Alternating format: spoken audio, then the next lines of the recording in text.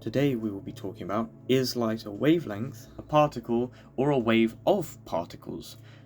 Now, this seemingly innocent question has taken us from Newtonian corpuscular theory, in which Newton thinks light is a stream of bullets, to the hydrogen wave theory, where he has believed that light is like ripples in the water, to the electromagnetic theory, where we all believe that finally we cracked it, that light is a totally different kind of ripple, a ripple that can exist without physical mediums, to finally quantum theory, where we now know with 100% certainty, in Feynman's words, light is just light, and it's nothing like you've ever seen before. So this answer goes into quantum physics a little, so just get ready for this.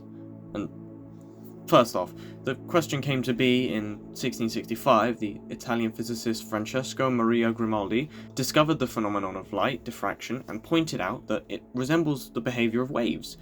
Experimental evidence of Albert Einstein's trials first showed in 1905 that light, which had been considered a form of electromagnetic waves, must also be thought of as a particle, localized in these little packets of sort of discrete energy. But there's the Heisenberg uncertainty principle that says, mathematically, it is impossible to separate out a single photon and study it. The moment we do that, it stops being a wave and becomes a particle. So we can't look at any of its wave-like properties. But then, if we do study its wave-like properties, we can't learn anything about its particle-like properties either. And we can't know it as both a wave and a particle, is what I'm trying to say. So it's not really a wave of particles because it can't really be both. It actually just is both. But they can't be both at the same time, and they switch depending on how we observe them. Now, it may make no sense, but this really does only make sense if you accept that light is just something more complex.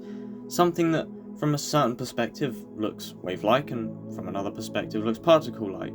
So, without delving into complex mathematics, the situation is sort of like describing an elephant to a blind man. One blind man feels only an elephant's leg and declares the elephant to be a tree. Another blind man feels the elephant's tail and declares it to be a rope.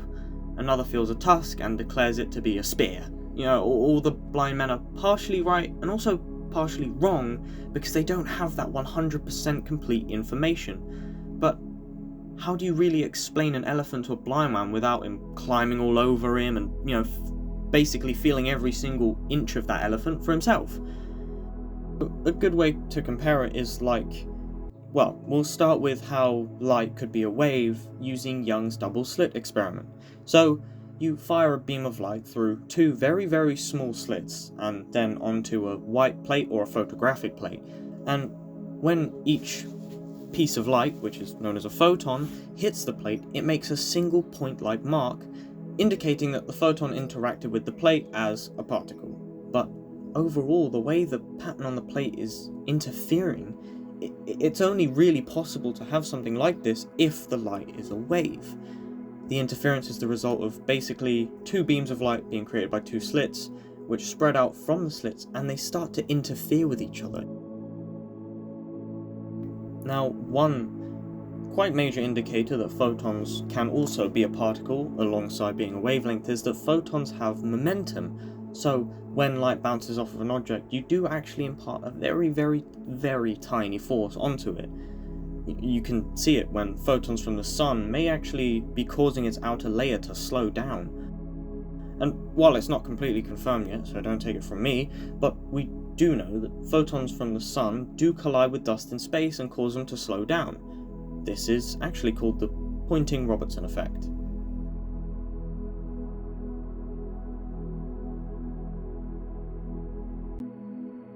Another interesting phenomenon is the photoelectric effect, now explained by the fact that light is a particle, since it can also eject electrons with lower tensity, whereas it shouldn't really be able to if light was only a wave. There are a lot more phenomena, but I'm just pointing out the more interesting and more known ones. And it is weird and complicated, and really I don't entirely understand it myself, but that's just how it works, and we scientists have to work around these phenomena, and that's what makes us so lucky to be alive. Thank you for watching.